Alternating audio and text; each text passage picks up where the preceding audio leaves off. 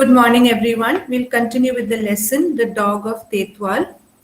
I think we stopped at the place where the dog, before the dog comes to the Indian camp. We see how the soldiers there are spending the night singing songs and, they're just kind of whiling away their time because the reason is they have nothing else to do and they are kind of compelled to stand there and be on guard. So we see how one of them wakes the other person and then they sing. There's another person that is Banta singing a song about Heer and Ranja, right? The romantic pair about whom the Punjabi poet Waris Shah had written a ballad. So we see how they are kind of spending their time there. And it is at this moment that the barking of a dog interrupts this scene. So we'll continue from there. As abruptly as Banta Singh had begun singing, he now fell silent. And in that instance, it was as if the discolored mountains were draped in sackcloth and ashes.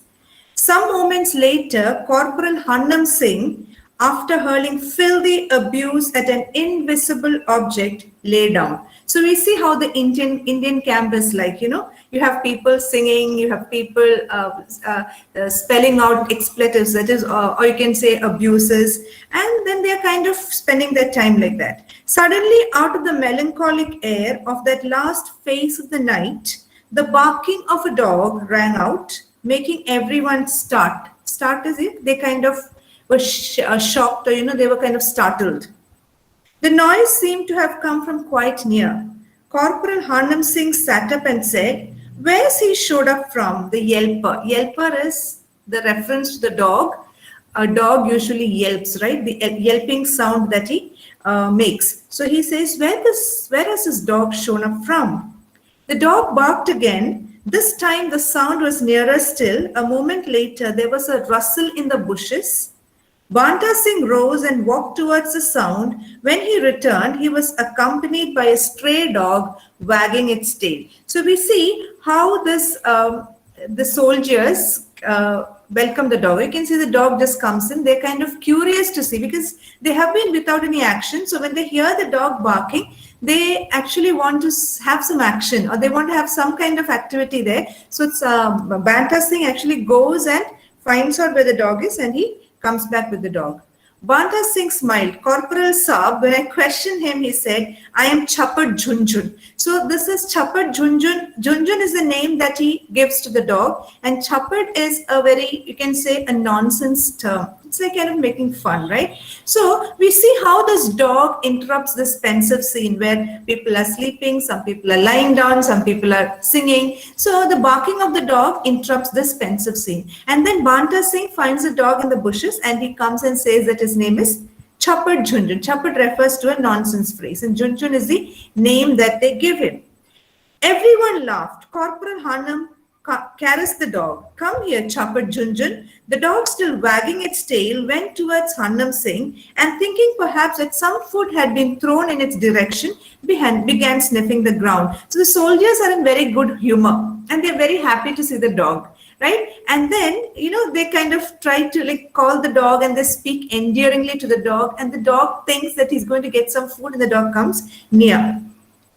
Hannam Singh opened his satchel, the bag, and taking out a biscuit, threw it at the dog. Sniffing at the biscuit, it was just about to open its mouth when Hannam Singh leapt forward and picked it up. Wait, you're not by any chance Pakistani? So, they were very happy to see the dog and they tried to feed the dog. And the moment Hannam Singh throws a biscuit, he immediately pauses and he asks, "Are you a Pakistani?" Right? So once again, everyone laughed. Banta Singh approached, running his hand over the dog's back, looked up at Hannam Singh and said, "No, Corporal Saab, Chapad Junjun is Indian." Corporal Hannam Singh chuckled and addressing the dog, he said, "Oi, give us a sign." The dog began to wag its tail. Hannam Singh laughed heartily. "That's no sign. All dogs wag their tails." Banta Singh caught hold of the dog's trembling tail. "Poor fellow, he's a refugee." Corporal Hannam Singh threw down the biscuit, which the dog sprang upon, right? So they decide that if the dog is a Pakistani dog, he cannot eat. So the other soldiers think that Hannam Singh is joking, right? And then, this shows their attitude towards the Pakistanis, right? So they go to make sure that this dog is Indian. Now, how can you make sure that a dog is Indian? You cannot make out whether an animal is belongs to a particular nationality. So this is a kind of making fun at the Pakistanis. One young soldier, digging the heel of its boot into the ground, said, yes, dogs too had now better make up their minds as to whether they are Indian or Pakistani. So, this kind of conversation between the Indian soldiers is, it shows us the kind of nationalistic fervor which they have, and it also shows us about the problems that had occurred because of this partition between India and Pakistan. So this is basically what the topic of this lesson is, right? The suffering that was caused in 1947 when India was partitioned into India and Pakistan. So this story by Manto revolves around the partition and the aftermath of the partition, right? The pain of partition. So this is Manto is using a dog here to show what Indians as well as Pakistanis went through when they had to move from one area to another. So that is what this is all about, right? So here we see how the soldiers are making fun of the dog, right? Hannam Singh took out another biscuit from his satchel and threw it in the direction of the dog. And like the Pakistanis, their dogs too will be blown away, right? So the soldiers, what Hannam Singh says is, Pakistanis will be shot. Even the Pakistani dogs, even the animals will not be let free, right? Another soldier shouted, long live India. The dog had been about to pick up the second biscuit when, frightened off by the soldier's cry, it retreated, tucking its tail between its legs. See, the dog also recognizes something in the tone of the soldier, and the dog reacts with fear. And this reaction with fear pleases the soldiers, right? And they keep on declaring using expressions of nationalistic fervor. Hannam Singh laughed. Why are you frightened by our slogan, Chapet Junjun? Eat. Here's another biscuit. And taking out another from his satchel, he threw it in the dog's direction, right? So what happens is they try to feed the dog, they have fun with the dog, and the dog recognizes something in the tone of the soldiers, right? And they respond. One soldier responds by leading the men in a declaration of long live India, right? India Zindabad. It is an expression of nationalistic fervor, right? The sun, as they chatted, the morning broke. The sun had seemed only to be considering an appearance, when suddenly, on all sides, it became bright. As with a switch of light, so the sun's rays spread over the mountainous region whose name was Tithwal. So that is the area where they are sitting, right? So it is a mountainous area. It's called Tithwal. For some time now, they had been fighting here, and though dozens of lives were lost for every peak captured, the result each time had been inconclusive. So what Manto says is they had been fighting between both these sides, between the Indian side and the Pakistani side. And in the course of the fight, some of the area had been captured by both sides, but you could not conclude as to who had actually won the victory. Whether it was India or whether it was Pakistan, you couldn't say that, because some of the areas had been captured by Pakistan and some had been captured by India. So you could not conclude as to who was the actual victor there. Today, a peak was in their control. Tomorrow, it was in the enemy's. The day after, again in their hands. So the following day, in the enemy's hands. So what would happen is, sometimes the Indian troop or the Indian camp would capture one peak, and the next day, the Pakistanis would capture it back. Or someday, the Pakistanis would capture a peak or an area, and the next day, the Indians would capture it back. So, the victory was not conclusive. It was very, very inconclusive. So, you do not know, or you would not know which side had actually won it, right? Because it was very, very inconclusive, because, there was no confirmed victor in that particular area. So Tithwal was the place where they were fighting. Corporal Harnam Singh, looking through the binoculars, surveyed the land around him. From the facing hill, smoke rose. It meant that there, too, fires were being lit, tea made, breakfast prepared. And surely there, they could see the smoke rising from this side. So they could see the Pakistani camp in a bustle. They couldn't see very clearly. He had to use binoculars, and he could see the smoke rising. That means there was cooking and all kinds of activity going on there. During breakfast, so what happened is, when they saw smoke rising there, they knew that the men were sitting and eating and cooking. So they decided they also could cook and eat at that time. During breakfast, each recruit put some little bit of food before the dog, all of which it happily devoured. They were each taking an interest in the animal, as if wishing to befriend it. Its arrival had created quite a stir. Every now and then, someone would caress it and call it by its name, Chapad Junjun. So, the soldiers in the Indian camp or on the Indian side were very happy with the dog. They were it was a kind of, some kind of distraction from their monotonous schedule that they had, right? On the other side, now we're talking about the Pakistani camp. On the other side, as evening approached, on the Pakistani front, Captain Himmat Khan. So you have Himmat Khan on the other side, and here you have Harnam Singh, right? So Captain Himmat Khan, while twisting his large mustache, to which countless stories were linked, made a detailed study of the map of Tithwal. Beside him sat the wireless operator, taking down instructions for Himmat Khan from the platoon commander. Some distance away, leaning against a rock and clutching his gun, Bashir softly sang. So you have another soldier there, Bashir, right? Now he is singing. So you have Banta singing, singing this side, and you have Bashir on the other side singing. So, you find that songs are actually a common factor in these camps. Where, darling, did you pass the night? Darling, where? No sooner had Bashir in jest let his voice rise than he heard Captain Himmat Khan thunder, Oi! Where the hell have you been all night?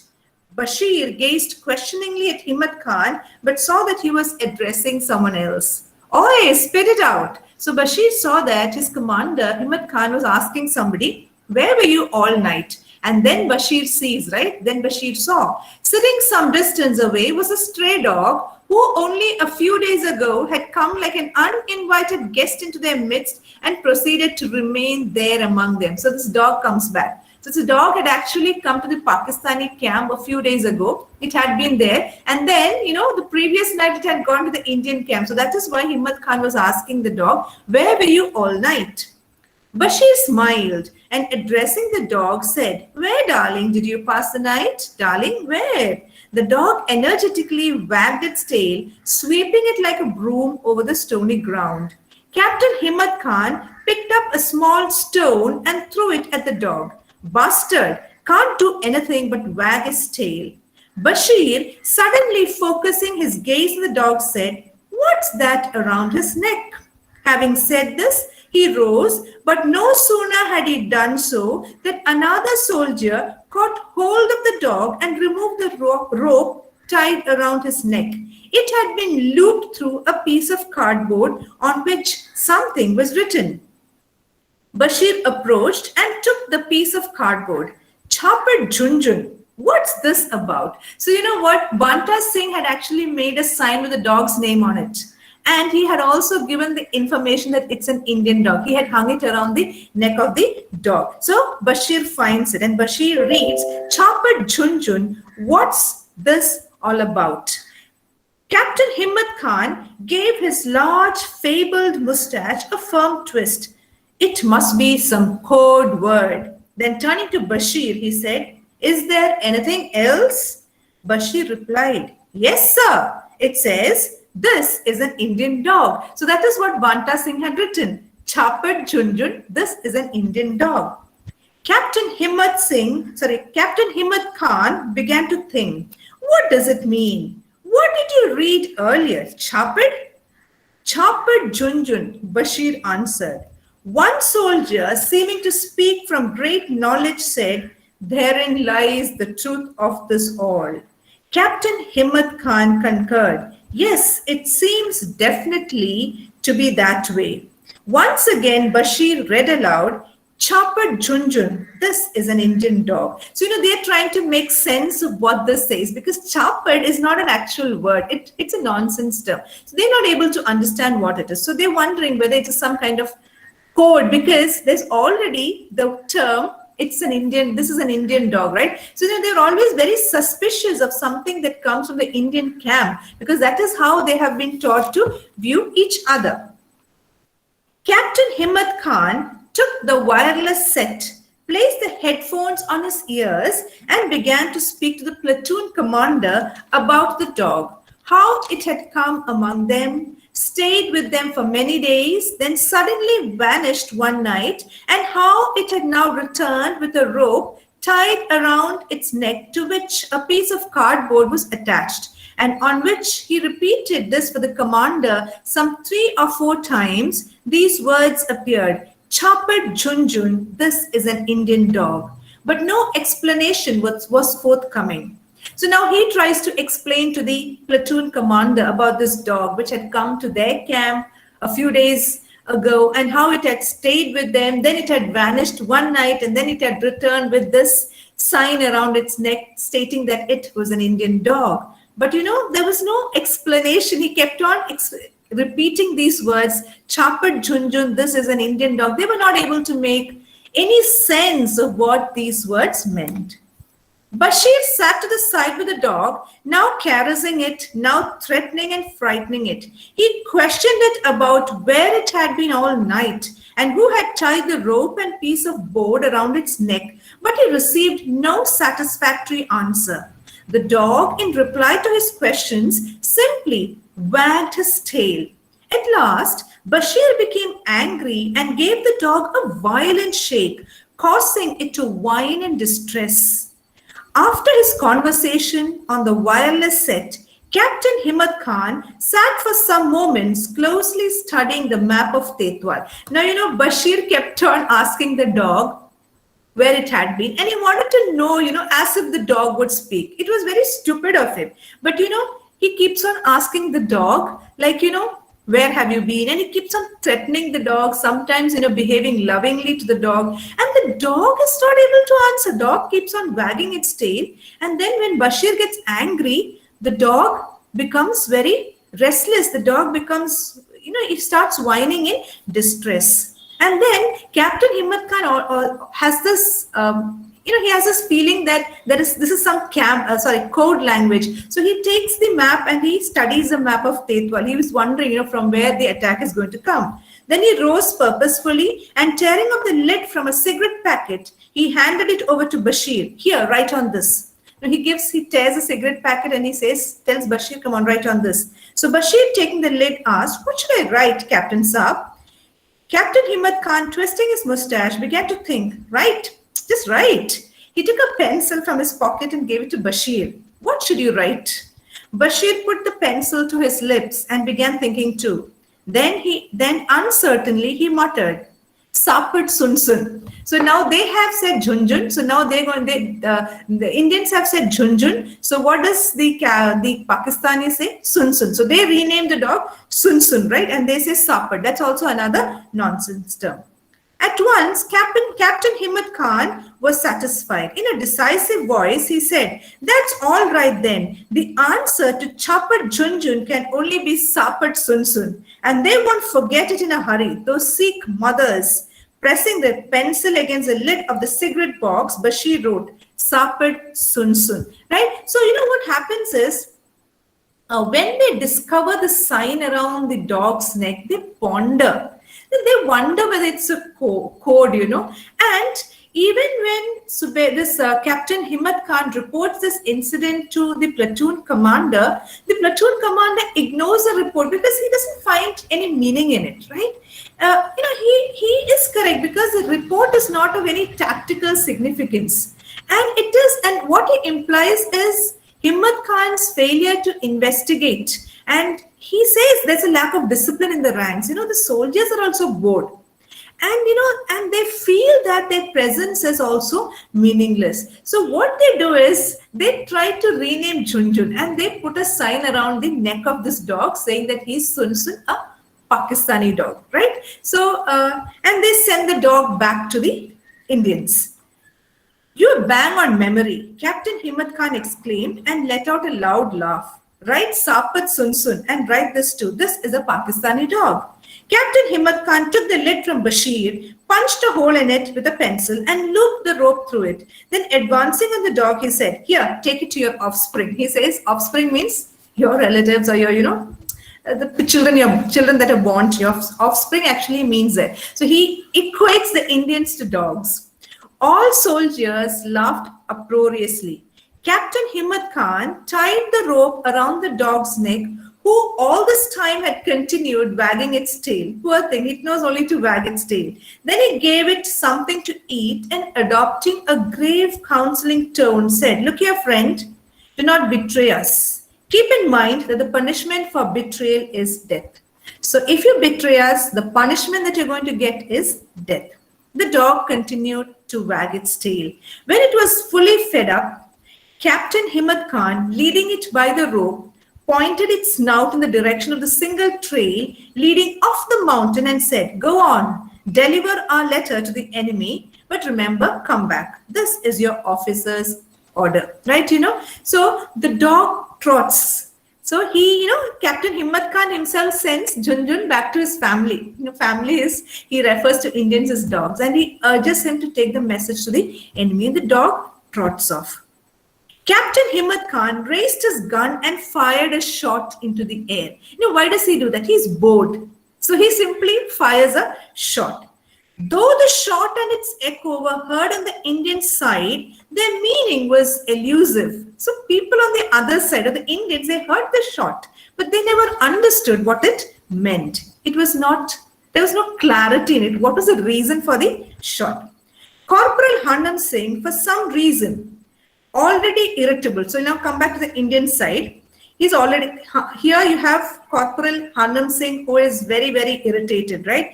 He became more irritable when he heard the shot and began to brush his beard vigorously, right? After he had done this, he gathered up his hair haphazardly into its netting and addressed Banta Singh. "Oye, Banta, the dogs couldn't stomach the ghee. Where is Chapad Junjun?" Right? So what happens is he talks to his soldier Banta Singh and he says, "Where is Junjun? We can't say Junjun. Did he go to empty his stomach?" That's what he says. He can't stomach the ghee means, see, these are Punjabis there. So we have Hanam Singh, Banta Singh, all of them are Punjabi, Sikhs. So they are people who eat a lot, taken a lot of ghee. So he says, "Where is Junjun? I can't see Chapad Junjun. Did he eat all the ghee and is his stomach upset? Where has he gone?" Banta Singh, unfamiliar with the proverb, said, "But surely we never fed him anything with ghee in it." Corporal Hanam Singh laughed loudly. "Ignoramus, talking to you is like losing at cards," right? So, he cannot find Junjun and he wonders where Junjun goes, and Banta Singh is not familiar with this talk, and he says, "We have not given him any ghee," right? At that moment, the soldier on watch, who till then had been scanning the land with his binoculars, yelled, "He's coming." Everyone gave a start.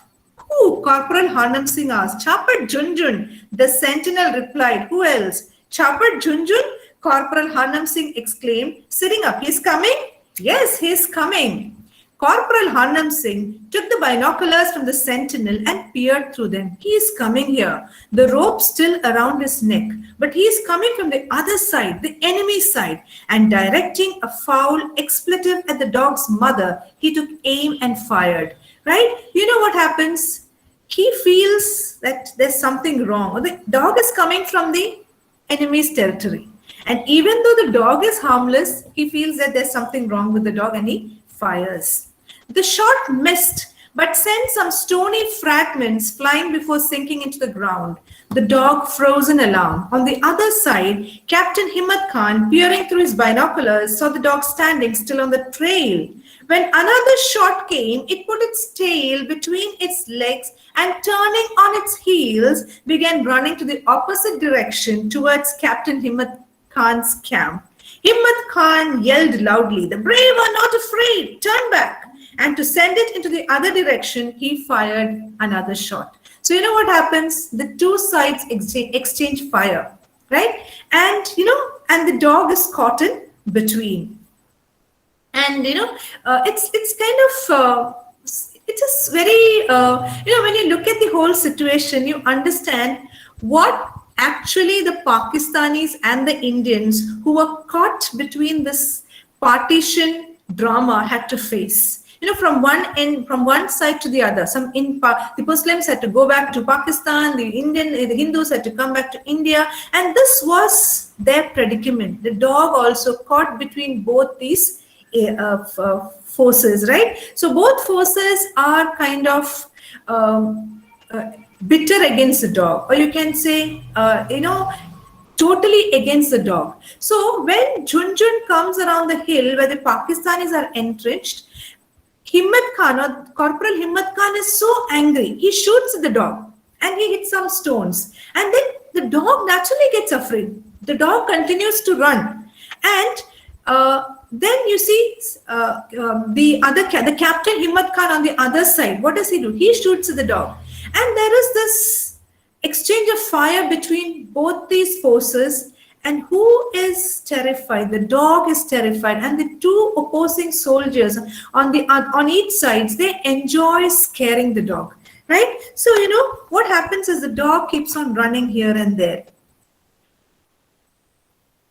Yeah. On the other side, Captain Himmat Khan, peering through his binoculars, saw the dog standing on the trail. When another shot came, it put its tail between its legs and, turning on its heels, began running in the opposite direction towards Captain Himmat Khan's camp. Himmat Khan yelled loudly, "The brave are not afraid, turn back." And to send it in the other direction, he fired another shot. Once more, the dog froze in its tracks. From the other side, Hannam Singh discharged his gun. The bullet sang past the dog's ears. It leapt up and began to shake its head vigorously. On this side, Captain Himmat Khan fired again. The bullet sank into the stony earth just near the dog's foreleg.